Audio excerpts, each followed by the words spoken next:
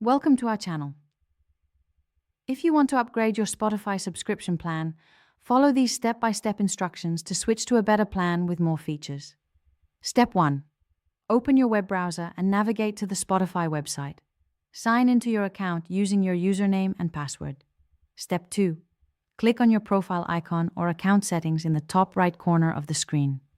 Step 3.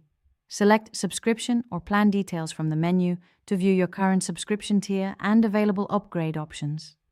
Step 4. Review the different plan options available, comparing features, benefits, and pricing to find the one that best suits your needs. Step 5. Click on the Upgrade or Change Plan button next to your preferred plan option. Step 6. Review the changes to your billing, including any prorated charges or credits that will be applied to your account. Step 7. Confirm your payment method is up to date. Add or update payment information if necessary to complete the upgrade. Step 8. Click Confirm Upgrade to finalize the change. Your new plan features should be available immediately, and you'll receive a confirmation email with the updated subscription details. Don't forget to like this video and subscribe to our channel.